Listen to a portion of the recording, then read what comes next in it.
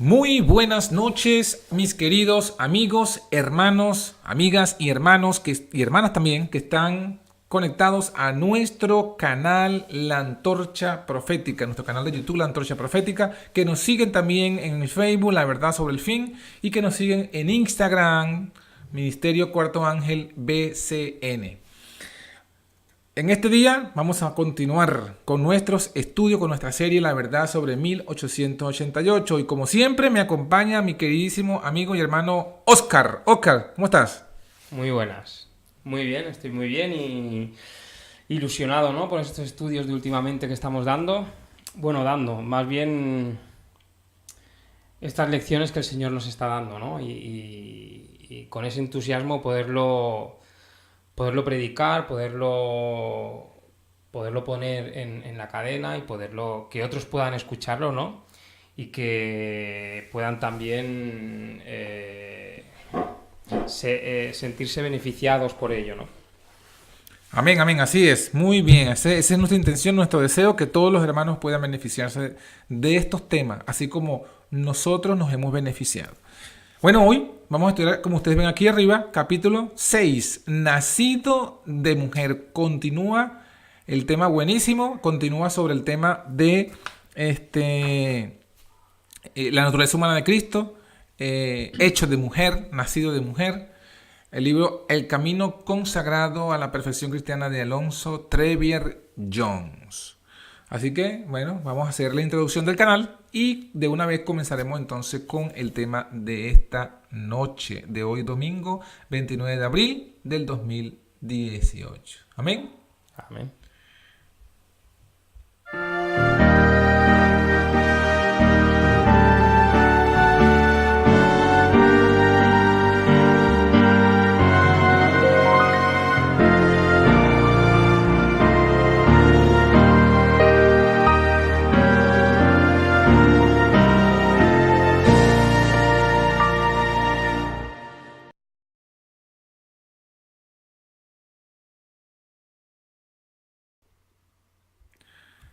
Buenas. Una vez más, bendiciones a todos los hermanos que nos están siguiendo. Y comenzamos el estudio de hoy recordando la cita que siempre leemos, una cita del testimonio de Jesús. Esta es una cita de Jesús dándonos su testimonio. Dice, en su gran misericordia el Señor envió un preciosísimo mensaje a su pueblo por medio de los pastores Wagner y Jones.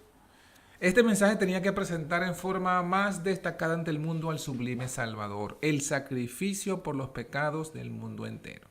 Presentaba la justificación por la fe en el garante. Invitaba a la gente a recibir la justicia de Cristo que se manifiesta en la obediencia a todos los mandamientos de Dios.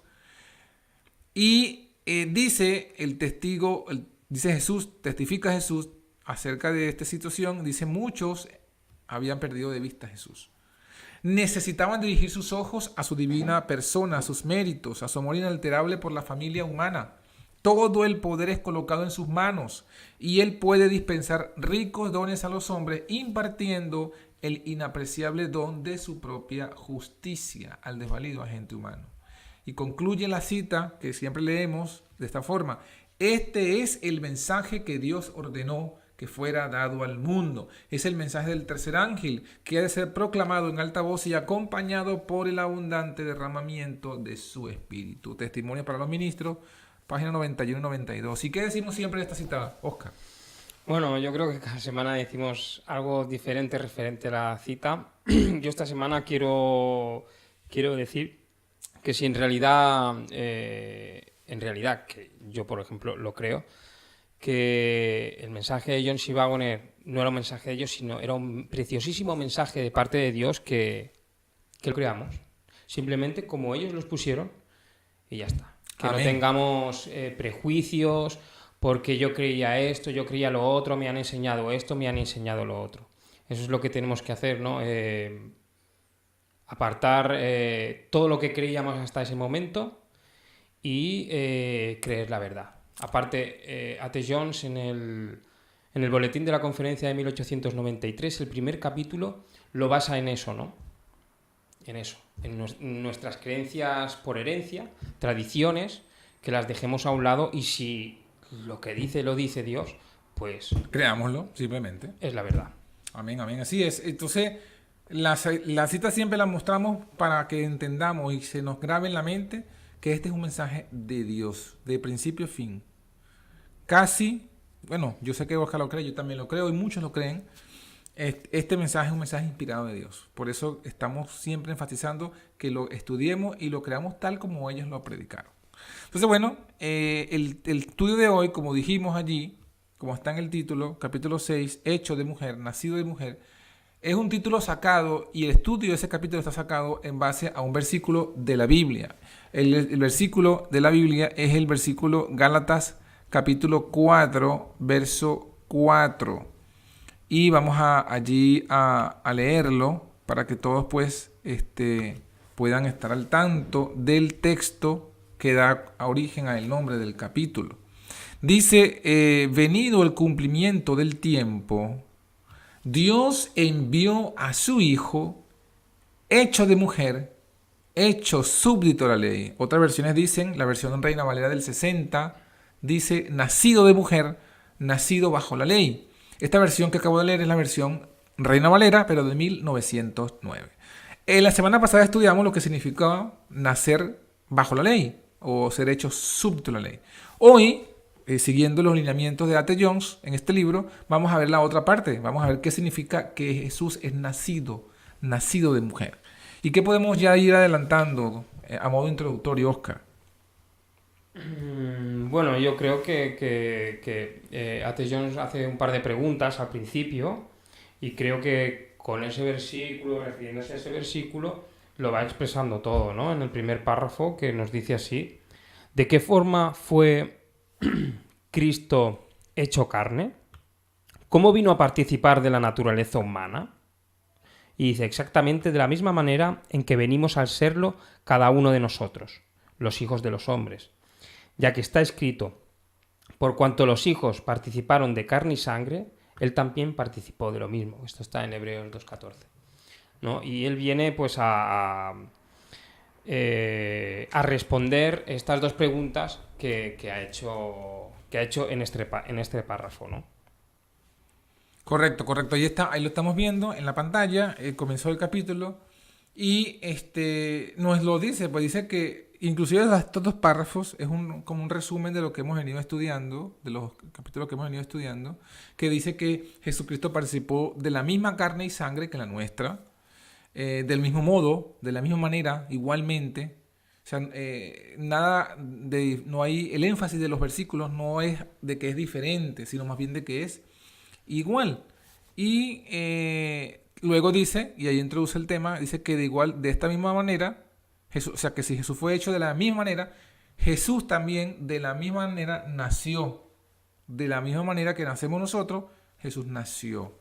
Y cita entonces allí, en el tercer párrafo, sí, dice, en armonía con lo anterior, leemos que Dios envió a su Hijo hecho de mujer, nacido de mujer. Habiendo sido hecho de mujer en este mundo, fue hecho de la única clase de mujer que este mundo conoce. Entonces, ahí vamos entrando en el tema y surgen ahora otras preguntas que te hago yo a ti, Oscar. ¿Por qué tenía que ser hecho de mujer?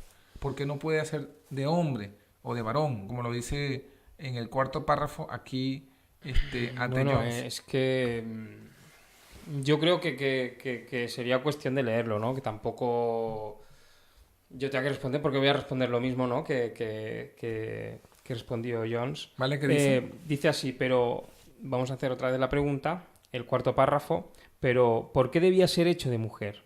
¿Por qué no de hombre, varón? Por la sencilla razón de que ser hecho de hombre no le había aproximado suficientemente al género humano, tal como es el género humano bajo el pecado. Fue hecho de mujer a fin de descender hasta lo último, hasta el último rincón de la naturaleza humana en su pecar. Muy bien. Entonces, ¿qué vemos allí? Vemos que la respuesta simple es que Jesucristo quería aproximarse lo más posible a nosotros. Y hasta lo último, como lo dice aquí, hasta cómo somos nosotros en el pecado. Hasta el último rincón. Hasta el último rincón. Y ahí continúa explicando en el siguiente párrafo, Oscar. ¿Qué más dice allí Jones? también tenemos que decir que, bueno, esto es una continuación del capítulo 5, para que se pueda entender mejor el capítulo 5 y se pueda entender mejor este capítulo, ¿no? El párrafo 5 dice así: para conseguir eso debía ser hecho de mujer, dado que fue la mujer y no el hombre quien cayó primero y originalmente en la transgresión. Adán no fue engañado, sino la mujer, siendo seducida, vino a ser envuelta en transgresión. Entonces, Primera de Timoteo 2:14. Vale, sí, que ahí lo que quería enfatizar es que la misma Biblia, o sea, esto que acaba de decir T. Jones, de que el pecado, de que fue hecho de mujer, porque primeramente quien cayó y originalmente quien cayó en la transgresión fue la mujer, y para eso él cita este versículo. Que Adán no fue engañado, sino la mujer, siendo seducida, siendo engañada, vino a ser envuelta en transgresión. Entonces, esto lo dice la Biblia. Esto es la base bíblica que da T. Jones para lo que está diciendo, lo que va a decir a continuación. ¿Sigo? Sí. Si hubiese sido hecho simplemente de la descendencia del hombre, no habría alcanzado la plena profundidad del terreno del pecado, ya que la mujer pecó, de forma que el pecado estaba en el mundo antes de que el varón pecara. Interesante, ¿no? Interesante porque está diciendo, el pecado ya estaba en el mundo. Antes que el varón pecara, el pecado ya estaba en el mundo. O sea, que fue la mujer la que trajo el pecado primero. Aquí yo creo que... Perdón. No, tranquilo. Aquí yo creo que si tenemos una mente abierta y nos preguntamos cosas y intentamos razonar cada cosa, ya empiezan a surgir preguntas. Uh-huh.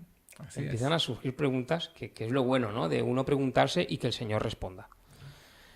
Aunque yo creo que en este caso A.T. Jones luego la va respondiendo. Otra cosa es que nuestras ideas preconcebidas nos tire esa verdad para el lado. Pero ya empieza... la pregunta sería... ¿cómo que entró el pecado en el mundo? O sea, por la mujer, como nos dice, ya que la mujer pecó, de forma que el pecado estaba en el mundo. Uh-huh. Diferente. Antes que el varón pecara. Sí, yo creo que quería puntualizar, es que dice que el pecado estaba en el mundo. Sí. No que había entrado al mundo. O sea, ya estaba en la mujer, estaba en el mundo porque estaba en la mujer, pero aún no había entrado al mundo porque hay un versículo que dice, Romanos 5:12, el pecado entró en el mundo por un hombre. Entonces, es un poquito, parece un juego de palabras, pero hay una sutil diferencia que, claro, no le explica aquí en este capítulo de A.T. Jones, pero aquí porque aquí el énfasis es justamente explicar que el pecado ya estaba en el mundo antes que el varón pecara. Que no se generalizó todo el mundo todavía porque faltaba que la cabeza, que era el varón, pecara. La tierra estaba sujeta al hombre, no a la mujer. Entonces, claro, el pecado afecta a la persona que lo comete y a todo aquel que está bajo la autoridad de esa persona. En este caso, la mujer no era la cabeza de la tierra. Por eso es que no había entrado al mundo, aunque ya estaba en el mundo, porque estaba con la mujer. Quizás un poquito para hacer esa aclaratoria, ¿no? Pero fíjense que ya Jesucristo justamente viene a ese punto. Viene al punto donde estaba ya el pecado en la mujer, ¿no? Y es lo que sigue diciendo A.T. Jones. ¿No, Oscar? Sí, dice así: Cristo fue, pues, hecho de mujer, con el fin de poder enfrentar el gran mundo de pecado, desde el mismo punto de su entrada en él. Si hubiese sido hecho de otra cosa que no fuese de mujer, habría quedado a medio camino, lo que habría significado, en realidad, la total imposibilidad de redimir del pecado a los hombres. Correcto. O sea que es importante. Era fundamental que Jesús naciera no del hombre, sino de la mujer. De donde entró, ¿no? De donde se originó el pecado en el mundo. Ahí sí. está. Sí. Ahí sigue diciendo, ¿qué más? Sería la simiente de la mujer. Quien heriría la cabeza de la serpiente. Y es solamente en tanto que simiente de la mujer, y en tanto que hecho de mujer, como podría enfrentar a la serpiente en su propio terreno. Precisamente allí donde entró el pecado en este mundo. Muy bien, muy bien. Sigamos. Fue la mujer. Lo estamos haciendo, supongo que estamos yendo un poco rápido para ir al punto, ¿no? Al clímax, ¿no?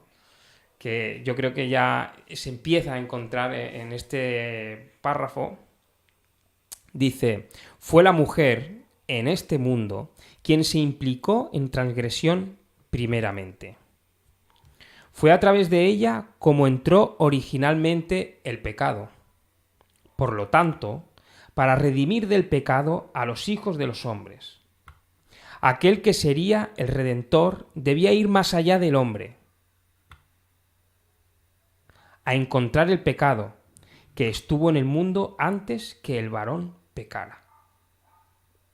¿Sí? Sí, sí. Pues puesto así una cara extraña. No, que es tremendo porque lo que vemos aquí, digamos que esto no, yo por lo menos no lo había escuchado antes de leer el libro. Cuando leí el libro la primera vez, lo escuché por primera vez. Nunca había escuchado antes, nunca he escuchado a predicadores hablar este énfasis como lo presenta magistralmente A.T. Jones.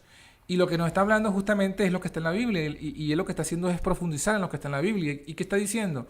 Bueno, justamente en lo que fue, digamos, el papel de la mujer en el origen del pecado en la tierra, o en la intromisión del pecado en la tierra. Acuérdense que la mujer fue la primera que incurrió en esta transgresión y fue la primera tentadora, además. O sea, el diablo no tentó a Adán, fue la mujer la que tentó a Adán.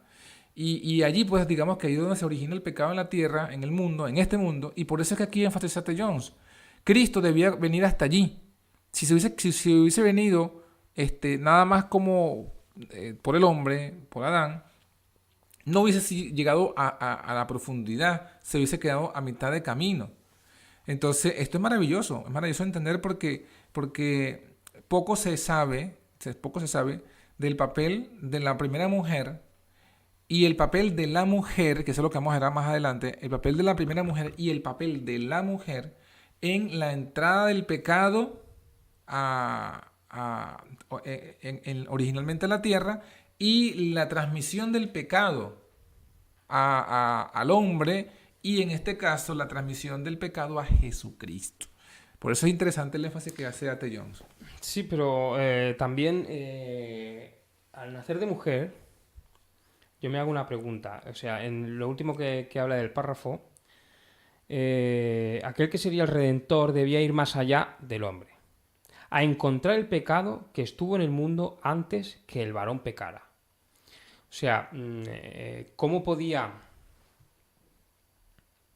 al ser nacido de mujer, de María en este caso, cómo podía encontrar ese pecado que estuvo en el mundo antes que él pecara? Porque, o sea, de la manera que lo pone, que lo escribe Jones, te haces muchas preguntas, supongo que por las ideas preconcebidas que había tenido, ¿no? ¿Cómo puede encontrar ese pecado?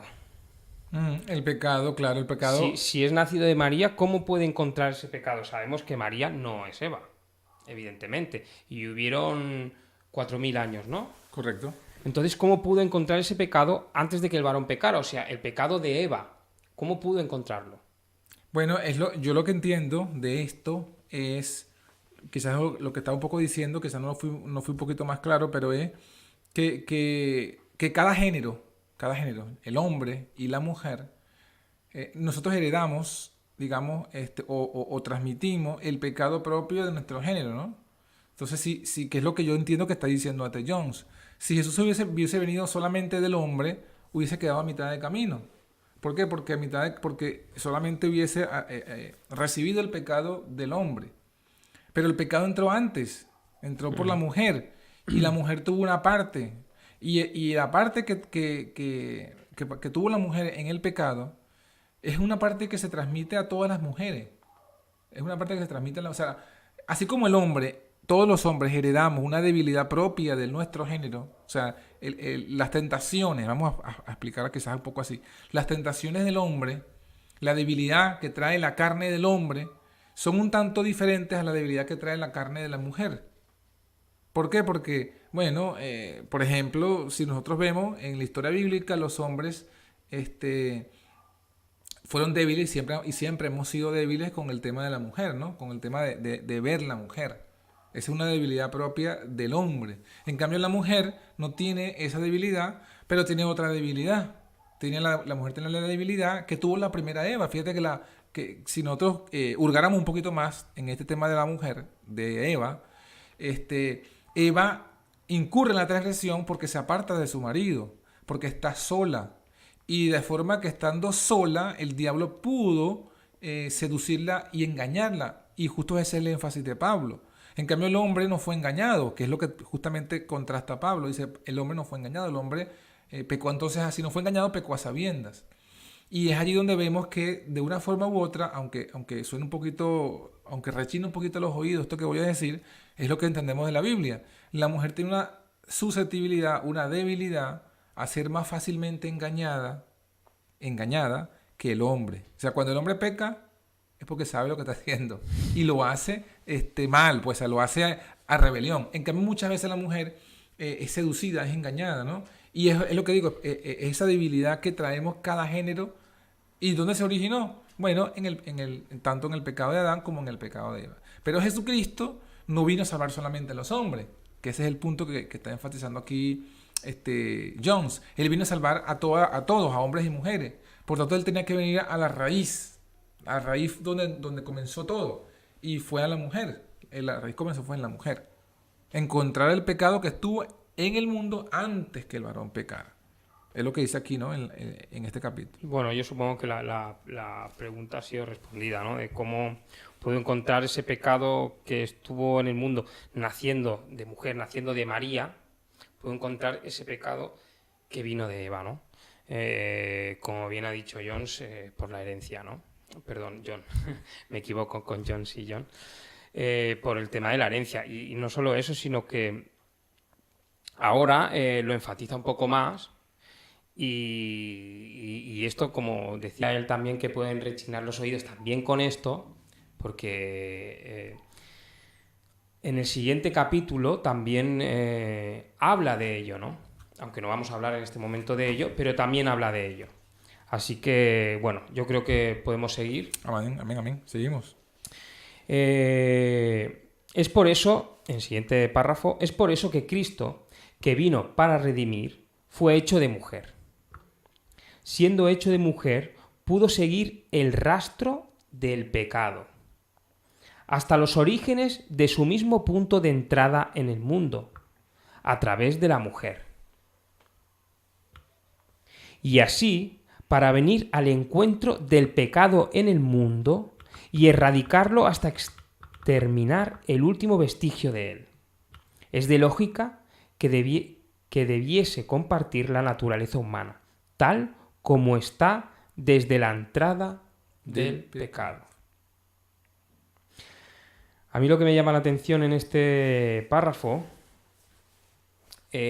cuando habla de seguir el rastro del pecado y para venir al encuentro del pecado en el mundo. Vemos que en todo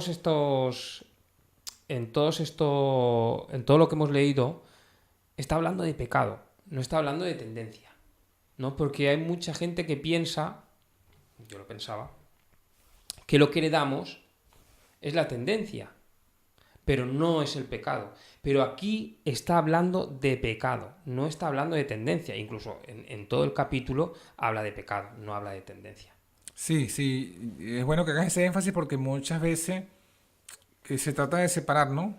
Separar una cosa de la otra, de diseccionar el pecado de la tendencia. Cuando hablamos de tendencia, quizás los que no manejan el término, es la inclinación que tiene la naturaleza humana al pecado. Es la debilidad hacia el pecado, la atracción. Lo que la Biblia llama, por ejemplo, en Santiago, concupiscencia, malos deseos, que están aquí en nuestra carne. Entonces muchas veces se separa eso, esa tendencia, esa debilidad, esa concupiscencia, del pecado en sí, de la transgresión, de la culpa, de la condenación. Y justamente eso es lo que vamos a ver aquí, porque justamente a medida que se desarrolla el capítulo es lo que muestra A.T. Jones cómo es la doctrina falsa acerca de este punto, que trata de separar una cosa de la otra, y a la final el resultado es que se presenta un Jesucristo que está fuera de nuestro alcance. O sea, que un Jesucristo que se hizo hombre pero no me entiende, porque no tuvo mis debilidades. Así ya va el punto, pero no adelantemos más para que sigamos entonces. Bueno, perdón. También supongo que como esto va a rechinar mucho en muchos oídos, también aclarar que aunque lo aclara en el próximo capítulo también, una cosa es el pecado heredado y otra cosa es el pecado fomentado O cultivado, sí. o cultivado. ¿Vale? Solo eso, y ya en el próximo capítulo ya hablaremos más de ello para que se pueda comprender mejor, ¿no? Así Sí. A.T. John lo va diseccionando para que pueda expresarlo claramente cada punto y para que se pueda entender mejor, ¿no? Pero quiero decir que no porque rechinen los oídos, si es un preciosísimo mensaje que viene de parte de Dios, no tenemos que desecharlo ni nada, sino si es de parte de Dios y creemos en el Espíritu y Profecía, creerlo. Amén. Creerlo. Amén, amén. Y también ver si en realidad es así, como dice A.T. Jones,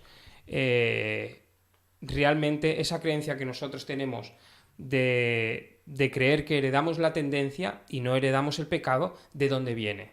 Si es de Dios o es de los hombres. Correcto. Si está escrito o si es una tradición que nos han enseñado. Ahí está.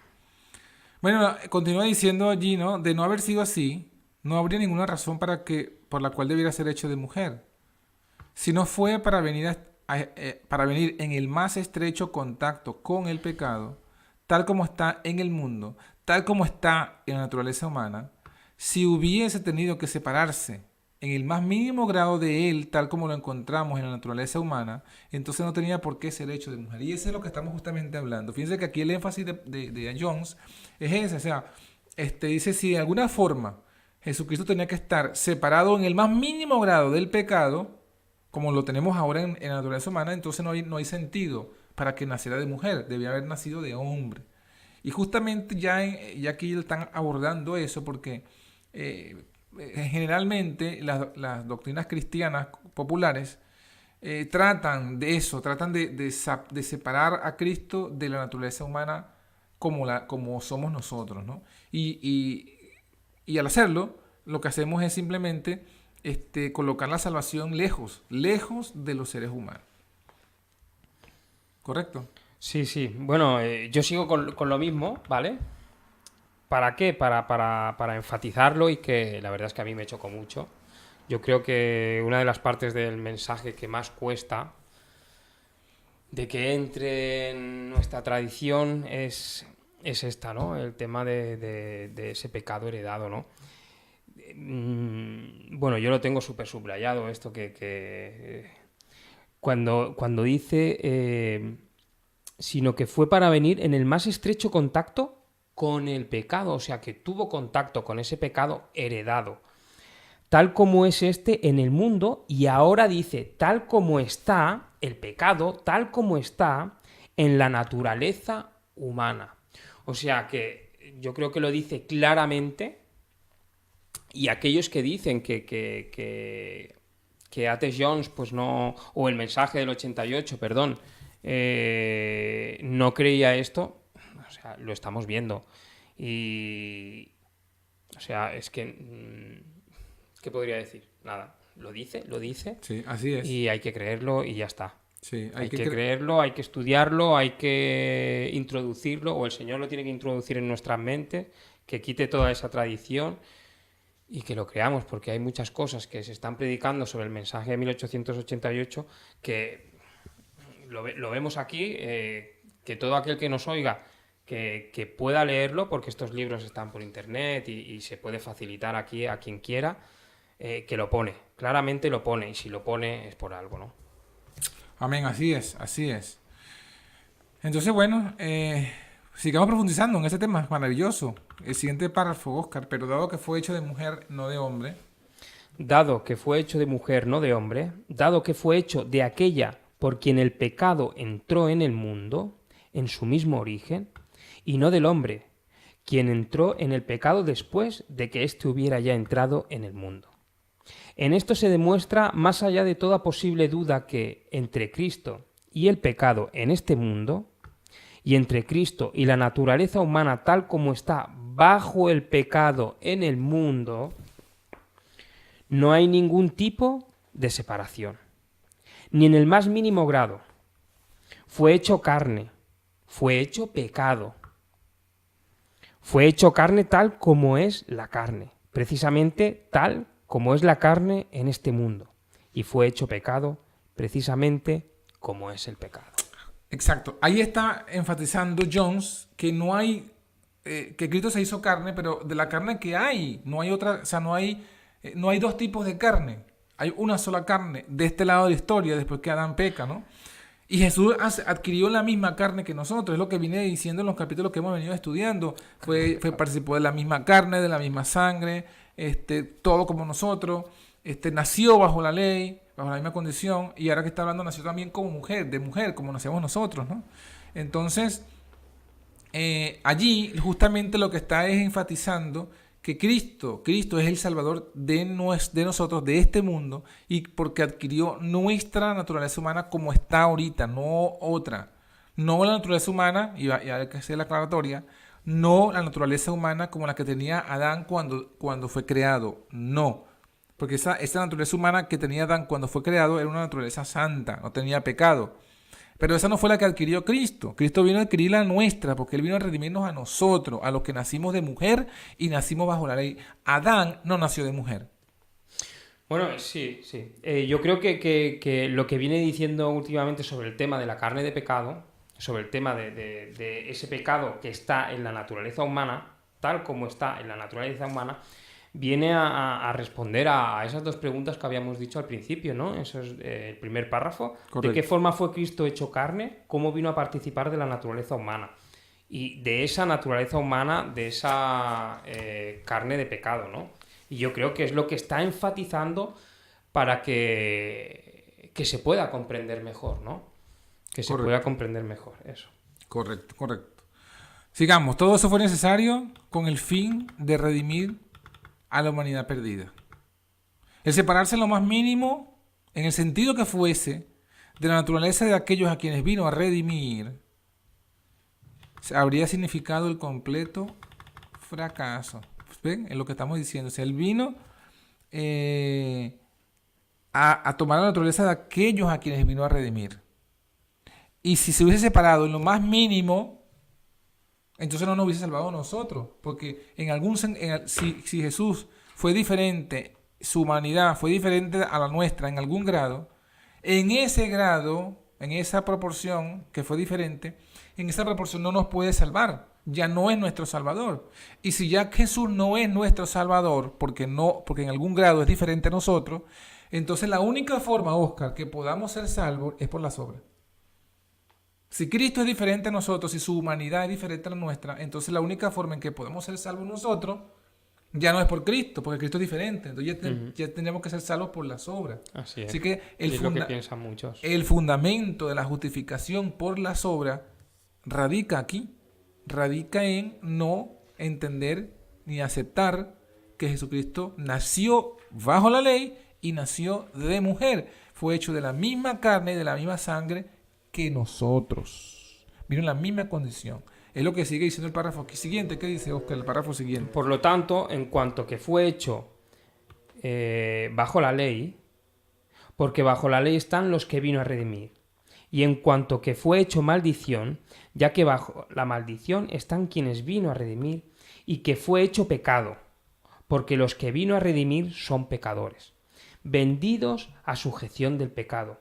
Precisamente así debía ser hecho carne, en la misma carne y sangre, porque son carne y sangre aquellos a quienes vino a redimir, y debía ser hecho de mujer, porque el pecado estuvo en el mundo al principio por y en la mujer. Fíjense que tremendo. Tengo un resumen. Este párrafo, subrayenlo allí en su libro, o saquen una foto, una captura de pantalla. Miren lo que está diciendo allí. Aquí está resumiendo todo lo que ha venido diciendo. Bajo la ley, ¿por qué? Porque nacimos nosotros bajo la ley, porque estamos bajo la ley. A quienes Él vino a redimir, Él vino a un propósito. Él no vino aquí de paseo, ni de vacación, ni de estudio científico. Él vino a salvarnos. Y para salvarnos, Él vino a salvar a los que estamos perdidos. Entonces Él tuvo que tomar la naturaleza de los que estábamos perdidos, porque Él vino a salvar a los que estaban perdidos. Y por eso, ¿cómo se colocó? Bajo la ley, bajo maldición, sujetos al pecado, de la misma carne y la sangre y hecho de mujer. Todo lo que es un resumen de todo lo que se ha venido estudiando, que Cristo también participó de nosotros de igual forma para poder salvarnos a nosotros. Es tremendo, es claro, no hay Bueno, y forma. como Cristo participó de ese, como hemos visto antes, fue hecho de mujer, fue hecho carne de pecado. Nosotros venimos igual, somos carne de pecado. Porque bien dice en lo último que el pecado está en el mundo por y en la mujer, ¿no? Y de ahí pues se transmite, ¿no? Ese pecado heredado, ¿no? Puede sonar... Bueno, la verdad suena fuerte porque sabemos que Cristo no pecó nunca, pero lo que estamos hablando es del pecado heredado y no fomentado. Seguimos diciendo que Cristo no pecó nunca, evidentemente, nunca pecó, no fomentó pecado, no hizo pecado. No, todo esto, como lo hemos enfatizado desde antes, como lo dice A.T. Jones, pues, téngase siempre presente que en todo esto Él fue hecho. No que Él pecó, sino que Él fue hecho. Y fue hecho por causa nuestra. Él participó en nuestro pecado por herencia, no por voluntad, no por acción, no por haber cometido ningún pecado, porque Él no pecó jamás, pero sí experimentó el pecado en el sentido que heredó el pecado, heredó la culpa, heredó la condenación, nació de mujer. Y quizás aquí no lo ha citado A.T. Jones, pero hay un salmo, el Salmo 51, que lo reafirma. Dice, en maldad he sido formado y en pecado me concibió mi madre. O sea, desde el momento que somos concebidos allí, en el vientre de nuestra madre, cuando el espermatozoide logra penetrar la barrera del óvulo femenino y se hace allí la unión y se concibe, allí mismo, ya en ese momento de la concepción, también heredamos allí el pecado. O sea, que desde allí venimos ya con el pecado heredado. Y en los 9 meses que somos formados en el vientre de nuestra madre, somos formados en maldad, es lo que dice la Biblia. Y es lo que está aquí enfatizando A.T. Jones. Y eso de igual forma sucedió con Cristo. Eso es lo maravilloso. Eso es lo maravilloso, que Cristo vino a profundizar, se vino a participar del pecado desde la misma forma como nosotros participamos, porque Él lo vino a redimir, fue a nosotros. Él lo vino a redimir a los ángeles, vino a redimirnos, fue a nosotros. Yo creo que ahora, con este capítulo y el próximo, yo creo que ahora me ha venido a la luz, está expresando o clareciendo nacido bajo la ley. Correcto. El capítulo anterior, ¿no? El pecado, ese pecado heredado y ese pecado cargado sobre él, ¿no?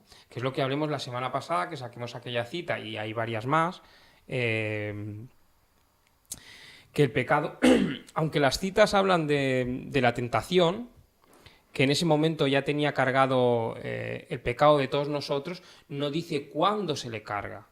Pero claro, por lógica, por lo que dice Jones, y conectándolo con Ellen White, vemos que ya fue cargado ese pecado fomentado de parte de nosotros. O sea, que heredó pecado y fue cargado sobre él el pecado de todos nosotros, ¿no? Aunque lo enfatiza más en el próximo capítulo, amén. Pero bueno. Amén, amén, así es. Eso es maravilloso. Estos temas son maravillosos y hay que repasarlo, Bueno, entonces, ¿qué sigue diciendo el texto aquí? Conclusión, por consiguiente, es cierto, sin ningún tipo de excepción, que debía ser hecho semejante a los hermanos. Debía ser en todo semejante a nosotros. Y ojo, semejante aquí no es diferente, semejante es igual. La palabra griega aquí en Romanos 8.3 y en Hebreos 2.17 es la palabra homoiomati. Homoiomati, que tiene la misma raíz que la palabra homogéneo, que la palabra homosexual, y todo lo que tiene que ver con homo, lo que está diciendo es, homoiomati es lo mismo. O sea, cuando decimos algo que está homogéneo, ¿qué significa que algo está homogéneo? Que está todo igual. Bueno, en el primer párrafo, cuando habla de Hebreos 2.14, él saca un versículo que dice: por cuanto los hijos participaron de carne y sangre, él también participó de lo mismo. No es algo diferente. Muy bien, muy bien. ¿Qué más sigue diciendo A.T. Jones? Bueno, Seguimos. Si no hubiese sido hecho de la misma carne que aquellos a quien vino a redimir, entonces no sirve absolutamente de nada el que se hiciese carne. Claro. Más aún, puesto que la única carne que hay en este vasto mundo que vino a redimir es esta pobre, pecaminosa y perdida carne humana que posee todo hombre. Si esa no es la carne de la que Él fue hecho, entonces Él no vino realmente jamás al mundo que necesita ser redimido. Si vino en una naturaleza humana diferente, que esto es lo que dicen algunos, si vino en una naturaleza humana diferente a la que existe realmente en este mundo, y ha hecho énfasis en que es pobre, pecaminosa y perdida, entonces, a pesar de haber venido, para todo fin práctico de alcanzar y auxiliar al hombre, estuvo tan lejos de él como si nunca hubiese venido. De haber sido así, hubiera estado tan lejos en su naturaleza humana y habría sido tan de otro mundo como si nunca hubiera venido al nuestro. No hay más nada que agregar. Está sumamente claro lo que aquí está diciendo Jones. Entonces, seguimos. Si no hay ninguna duda... Mira, así empieza este párrafo. Si no hay ninguna duda de que Cristo, en su nacimiento, participó de la naturaleza de María, la mujer De la cual fue hecho. de la cual fue hecho,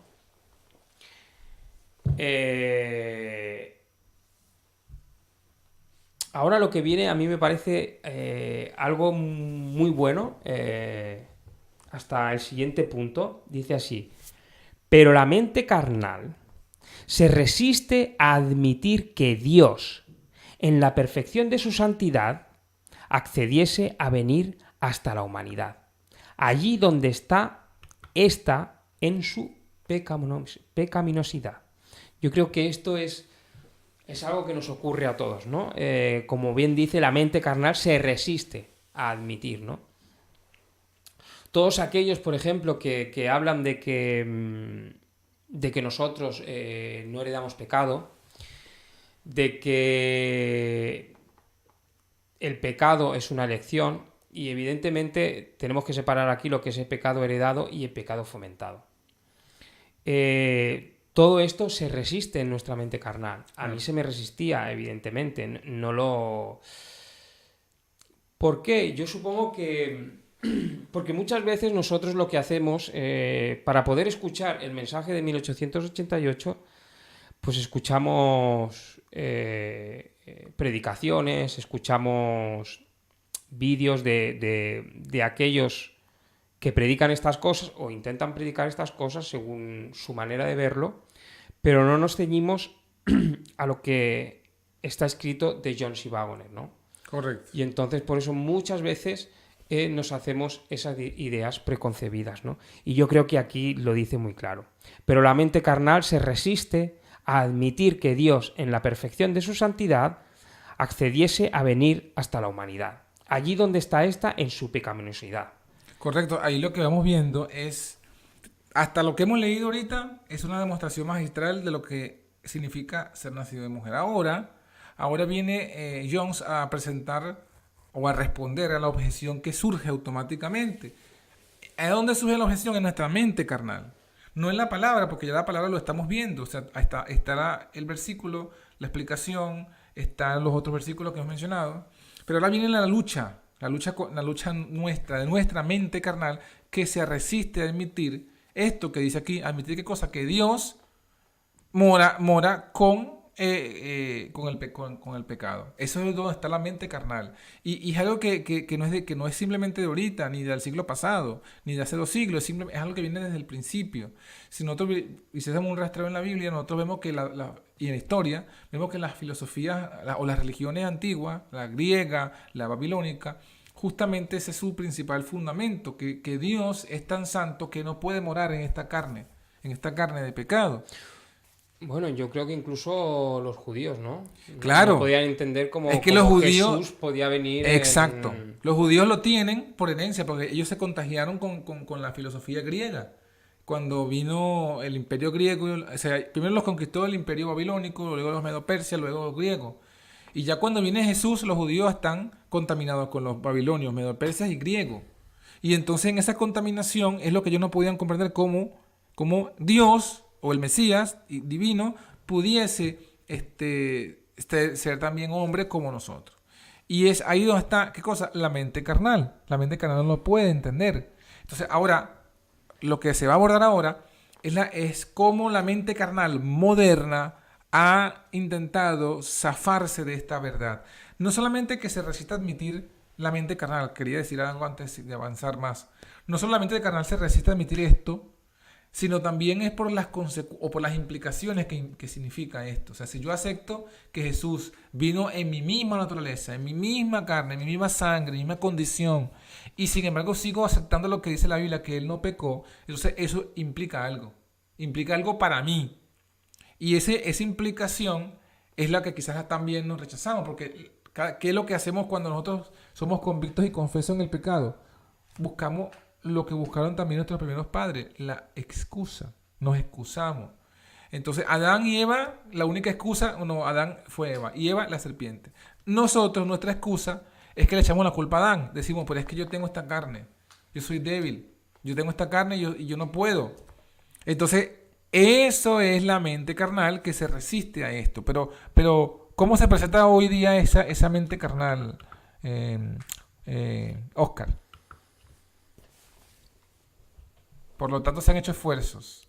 Por lo tanto, se han hecho esfuerzos para escapar a las consecuencias de esta gloriosa verdad, que implica el desprendimiento del yo. Ahí está. Inventando una teoría según la cual la naturaleza de la Virgen María sería diferente a la del resto de la humanidad. Que su carne no sería exactamente tal como la que es común a toda la humanidad. Esa invención pretende que, por cierto extraño proceso, María fue hecha diferente al resto de los seres humanos, con el particular propósito de que Cristo pudiera nacer de ella de la forma que convenía. Allí está esa doctrina. ¿Y cómo se llama esa doctrina? ¿Cómo dice allí J.T. Jones que se llama esa doctrina? La Inmaculada Concepción, ¿no? Ajá, ahí lo dice. Lo dice un poquito más abajo, sí. ¿Sigo? Sí, tal invento.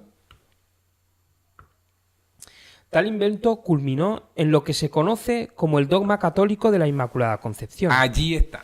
Ese es el nombre. Muchos protestantes, sino la gran mayoría de ellos, junto a otros no católicos, creen que la Inmaculada Concepción se refiere a la concepción de Jesús por parte de la Virgen María. Pero eso es un craso error. No se refiere en absoluto a la concepción de Cristo por María, sino a la concepción de la misma María por parte de la madre de ella. De la madre de ella. Tremendo, tremendo lo que vamos a analizar. Así que oído el tambor, lo que están siguiendo. Vamos a ver, sigamos. La doctrina oficial e infalible de la Inmaculada Concepción, tal como se la define solemnemente en tanto que artículo de fe, por el Papa Pío IX, hablando en ex cátedra, el 8 de diciembre de 1854. Es como sigue. Por la autoridad de nuestro Señor Jesucristo, de los benditos apóstoles Pedro y Pablo, y por nuestra propia autoridad, declaramos, pronunciamos y definimos que la doctrina que sostiene que la muy bendita Virgen María, en el primer instante de su concepción, por una gracia y privilegio especiales del Dios Todopoderoso, a la vista de los méritos de Jesús, el Salvador de la humanidad, fue preservada libre de toda tacha de pecado original. Es una doctrina que ha sido revelada por Dios y por lo tanto debe ser sólida y firmemente creída por todos los fieles. Por lo tanto, si alguien pretendiera, cosa que Dios impida, pensar en su corazón de forma diferente a la que nosotros hemos definido, sepa y entienda que su propio juicio lo condena, que su fe naufragó y que ha caído de la unidad de la Iglesia. Esto está en Catholic Belief, no tengo el inglés muy... Página 14. Página 14. Entiéndase que esto es un párrafo de un libro católico el cual está exponiendo A.T. Jones, que escribió el Papa Pío IX, ¿no? De cómo ya a María se le preserva de ese pecado, que no está hablando precisamente de Cristo, en este sentido, sino que es a María, como bien ha dicho antes, ¿no? Que tiene que ver con la concepción de María por Correcto. parte de su madre, no del propio Cristo, ¿no? Correcto, porque Salmo 51, como ya hemos analizado, dice que en pecado me concibió mi madre. Entonces, claro, ellos no pueden entender, o no pueden aceptar, o no quieren aceptar que Jesucristo tenía que venir de la misma carne y sangre. Que Jesús nació de mujer, no lo podían negar. ¿Qué hacen? Se inventan esta doctrina, esta revelación, que dicen ellos que fue una doctrina que ha sido revelada, entre comillas, por Dios. La inventan hace poco, 1854, bueno, no es que la inventan hace poco, la colocan como un dogma hace poco, pero aquí vamos a ver otra cita, desde el siglo III y IV ya habían sacado esta doctrina. Entonces, ¿qué pasa? Libran a María, la madre de Jesús, de todo pecado original, de modo que cuando María concibe a Jesús, no lo concibe en pecado y logran su objetivo. ¿Cuál es su objetivo? Su objetivo es hablar de una concepción santa de Cristo. Ese es su objetivo. Así es. De que Cristo tenía carne santa, no carne de pecado, como de forma clara y enfática lo afirma Pablo en Romanos 8.3, mismo Pablo en Hebreos capítulo 2, que es lo que hemos estado estudiando, lo afirma Juan, el evangelista, en el capítulo 1 de Juan y el versículo 14, y sistemáticamente todos los apóstoles lo afirman y lo confirman. Bueno, yo quiero destacar que lo que nos ha dicho Jones antes sobre el tema de la concepción de la misma María, ¿no? De cómo hemos visto cómo intentan cambiar esa naturaleza, ¿no? Y lo que él enfatiza es el cambio de naturaleza de María para que fuera transmitida a Cristo. Pero lo bueno es que aquí fue preservada libre de toda tacha de pecado original. No dice nada del pecado original. No lo condena. No lo condena, no dice nada. Simplemente dice que fue preservada lo que hacen los católicos, ¿no? Que preservan esa naturaleza de María para preservársela a Cristo. O sea, justamente él condena es lo contrario. Él condena que no permiten que María tenga el pecado original. Ahí está. Perdón, no me había expresado con claridad. Es tremendo. Pues es tremendo, no. Es muy fuerte. Para lo que yo creía, es muy fuerte. Es muy fuerte. Sí, otras citas de los escritores católicos, ¿no? Ahí tenemos otra cita que dice... definen este concepto en los siguientes términos. Ajá. En el antiguo escrito de Nativitate Christi, encontrado en las obras de San Cipriano, dice, siendo que María era muy diferente del resto del género humano, le fue comunicada la naturaleza humana, pero no el pecado. Aquí volvemos a lo mismo. El tema está en que él habla de la naturaleza, de cómo es cambiada para que no pueda vincularse con ese pecado, ¿no? Y entonces a Cristo no se le pueda vincular con ello, ¿no? Claro, porque si María no heredó el pecado original, tampoco Cristo, obviamente. Y es lo que intentamos enfatizar, ¿no? Que el propio Jones, de lo que él dice, de lo que él, dijéramos, pone la alarma, es en esto, ¿no? En ese cambio de naturaleza, no del pecado, sino en el cambio de naturaleza. Claro. ¿No? Sigo. Teodoro, patriarca de Jerusalén, dijo en el segundo concilio de Niza que María es verdaderamente madre de Dios y virgen antes y después del parto. Y fue creada en una condición más sublime y gloriosa que toda otra naturaleza, sea esta intelectual o corporal. Ahí está. Ya desde el siglo II, el concilio segundo de Nicea, están estas discusiones. Ahora, ¿qué dice? Esto sitúa llanamente la naturaleza de María más allá de toda posible semejanza o relación con el género humano o la naturaleza humana tal como es. O sea, coloca a María, como ya lo acabamos de leer, una condición más sublime, más gloriosa que toda otra naturaleza. Y esa doctrina no solamente confunde la naturaleza humana de Cristo, sino que al final la conclusión también es que coloca a María en la posición que hoy día la tienen los católicos, también como una diosa, como la madre de Dios, como lo acabamos de leer, ¿no? Dice que fue inclusive virgen antes y después del parto. Teniendo lo anterior, sigo. Sí. Teniendo lo anterior claramente presente, sigamos esa invención en su paso siguiente. Serán las palabras del cardenal Gibbons. Esto está en el libro La fe de nuestros padres, ¿no? Página 198-199. Sí. Dice así: afirmamos que la segunda persona de la bendita Trinidad, el Verbo de Dios, quien es en su naturaleza divina desde la eternidad, engendrado del Padre, consubstancial con él, venido el cumplimiento del tiempo, fue nuevamente engendrado al nacer de la Virgen, tomando de esa forma para sí mismo de la matriz materna, una naturaleza humana de la misma sustancia que la de ella, en la medida en que el sublime misterio de la encarnación puede ser reflejado por el orden natural.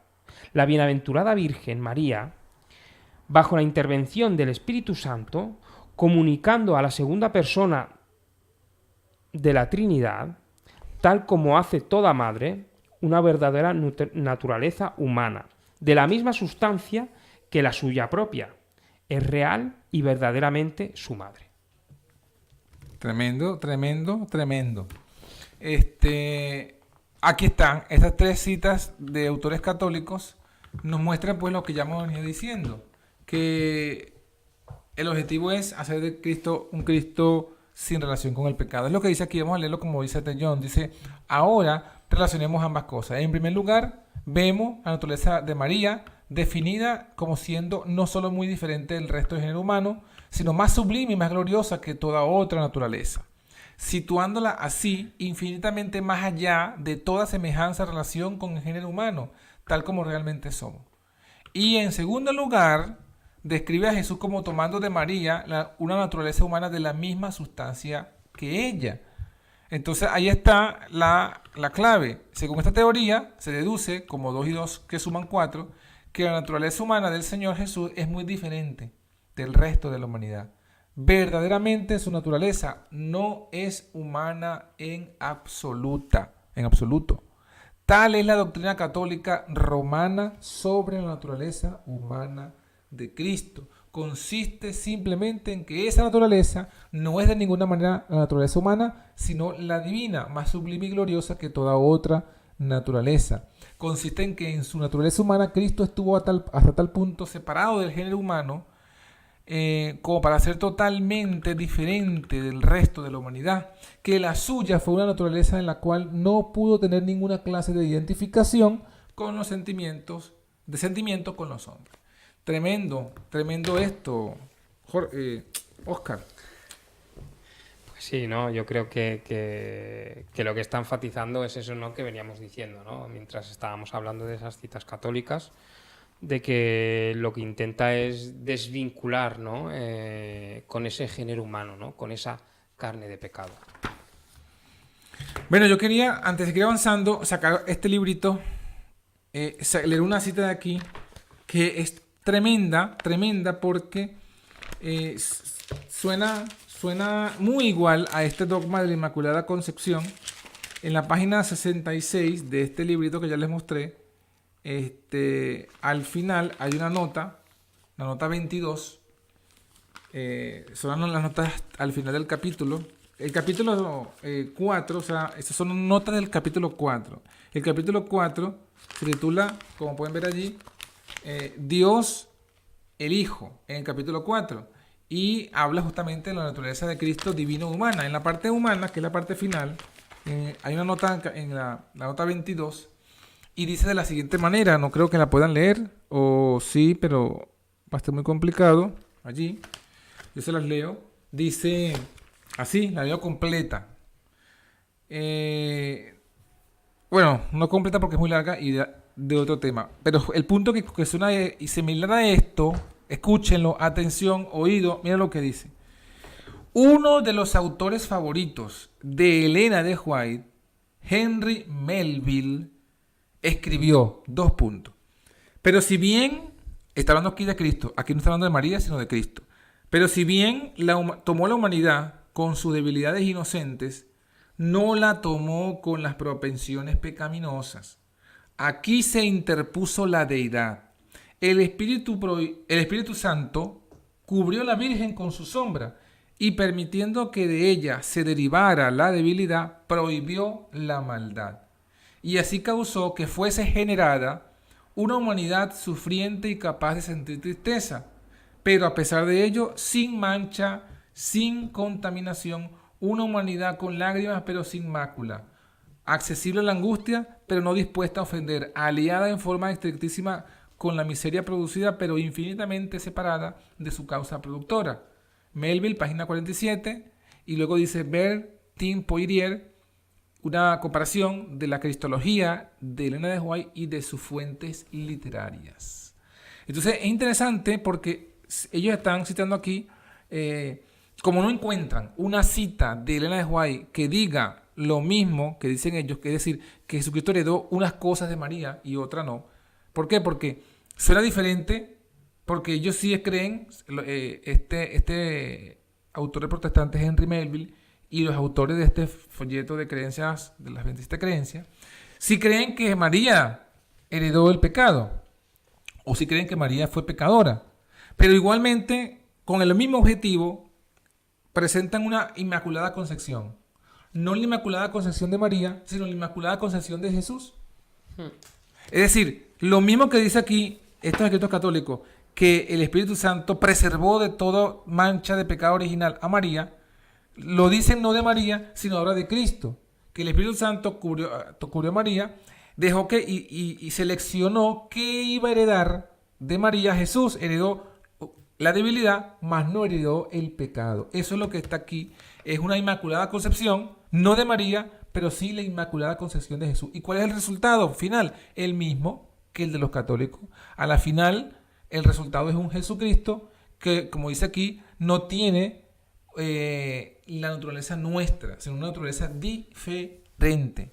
Una naturaleza que está separada del género humano, diferente del resto de la humanidad, una naturaleza que no tiene ninguna clase de identificación con los sentimientos de los hombres. Entonces, es una reformulación del mismo engaño y es negar la humanidad de Cristo. ¿Qué me dices, Oscar? Bueno, que sí, evidentemente pone eso, ¿no? Que intentan preservar esa carne de pecado a Cristo, ¿no? Siendo que la Biblia es muy clara, ¿no? En Romanos 8, como Él vino en carne de pecado. Pero luego hay otra tendencia. Ahí se la intentan preservar a Cristo, ¿no? Ese pecado lo intentan preservar a Cristo.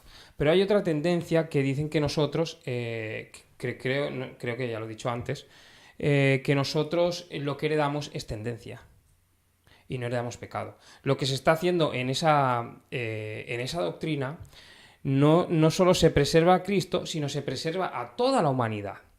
O sea que en realidad lo que están diciendo que nosotros tenemos carne santa. Correcto. Que no tenemos carne de pecado, porque ¿dónde dice la Biblia que nosotros, que la carne de pecado, o dónde dice Ellen White, que la carne de pecado significa que hemos heredado tendencia? No lo dice en ninguna parte. No lo dice. En muchas partes habla de tendencia y habla de tentaciones. Pero en ningún sitio habla de que carne de pecado no significa lo que quiere decir, sino significa que hemos heredado tendencia. Sí, y eso, ya que lo mencionas, eso sucedió en los días de Elena de White y se conoce como la doctrina de la carne santificada. Sí, que fueron por evangélicos, ¿eran? No, adventista. Sucedió en el pueblo adventista. Doctrina de la carne. Sí, pero fue un movimiento que empezó fuera del pueblo adventista, ¿no? Lo que puede ser o no. No, empezó dentro de es un movimiento que decía lo mismo, decía que los creyentes tenían carne santificada y que por tanto lo que sentían los creyentes no era pecaminoso, porque la carne era santa. y hubo pues una situación terrible que tuvo que Elena de White hablar y actuar los líderes para oponerse a esto. Es algo interesante que lo pueden leer en el libro de Herbert Douglas, La mensajera del Señor. No sé si lo conocen, ese libro, búsquenlo. Es un libro que tiene una portada verde y tiene una figura de Elena de White y se llama La mensajera del Señor por Herbert Douglas. Allí habla esa historia de la doctrina de la carne santificada que ya estuvo en la época de los pioneros de Elena de White cuando se estaba predicando esta cosa, pero muchos tampoco no lo aceptaban.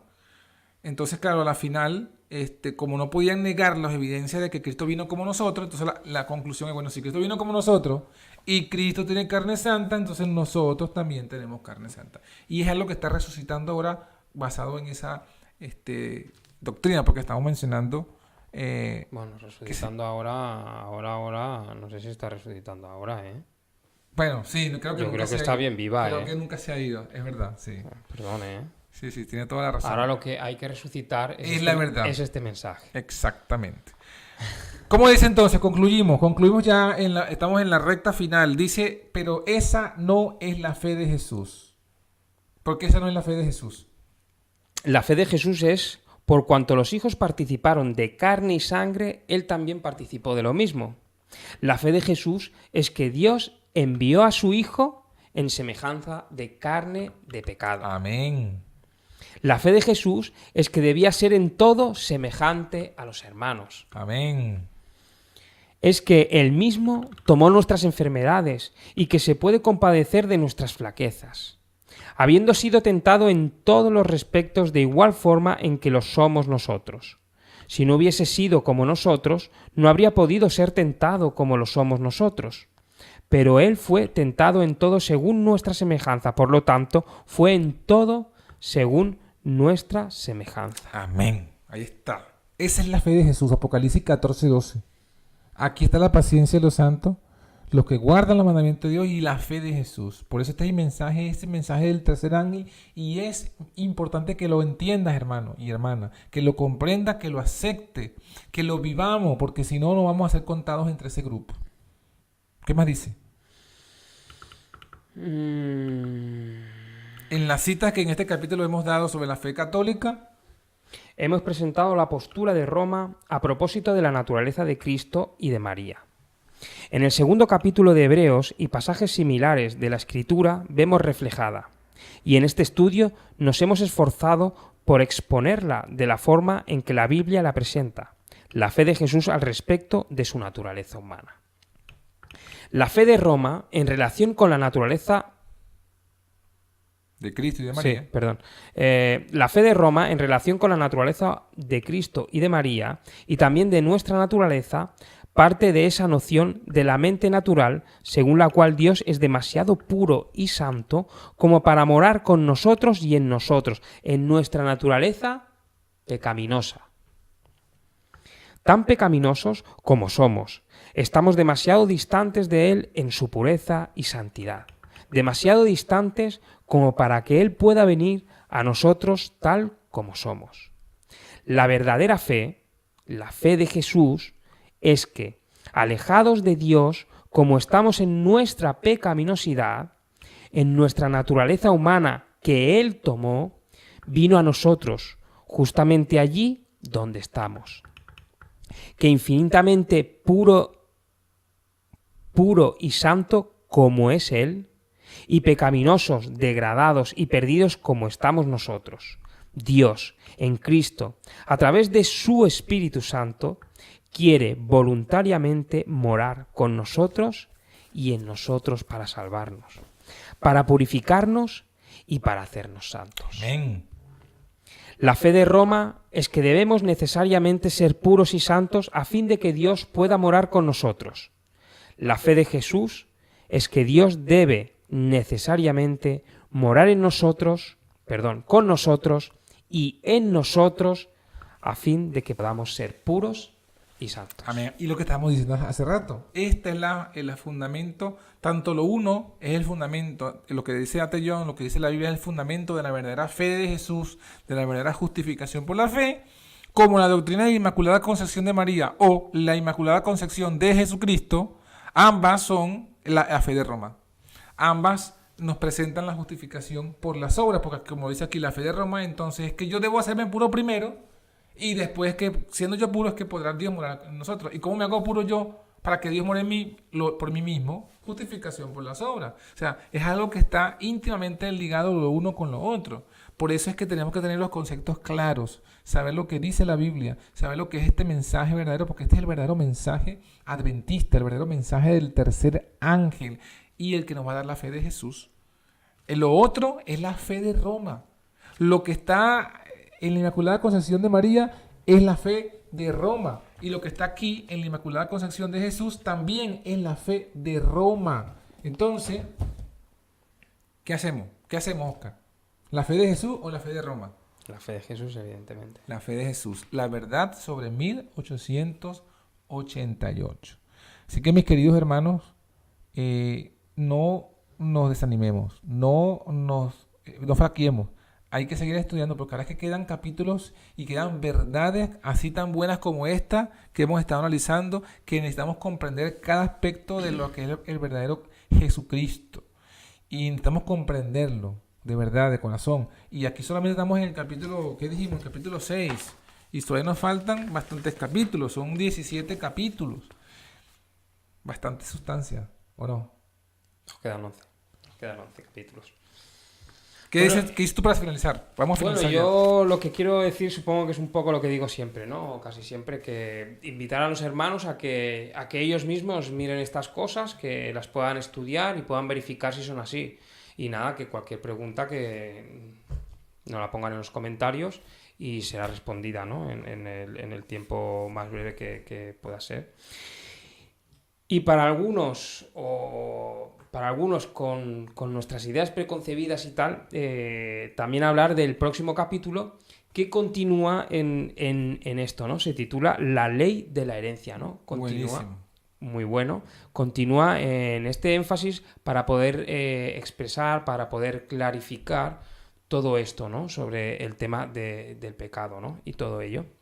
Y de que, evidentemente, de la carne que nosotros tenemos, de la cual participó Cristo, ¿no? Y sobre todo, gracias a Dios, porque a pesar de que fue concedido de mujer y participó de lo mismo que somos nosotros, y como ya vimos la semana pasada, Dios cargó sobre él el pecado de todos nosotros ya desde el principio. Él sabe cuál es la culpa, la condenación y la maldición, y él la sintió en su propia carne, y gracias a eso, gracias a Dios, podemos estar seguros ahí, ¿no? Que él sintió lo mismo, no por culpa de él, sino porque fue hecho, como ya hemos dicho, y que muchas veces nosotros nos sentimos culpables, gracias a Dios, porque el Espíritu Santo, ¿no? Su Espíritu Santo es el que nos convence de pecado, de justicia y de juicio, y gracias a eso podemos ver que Él sintió, ¿no? Lo que nosotros sentimos y se puede compadecer de nosotros y nos puede socorrer. Amén, amén, así es.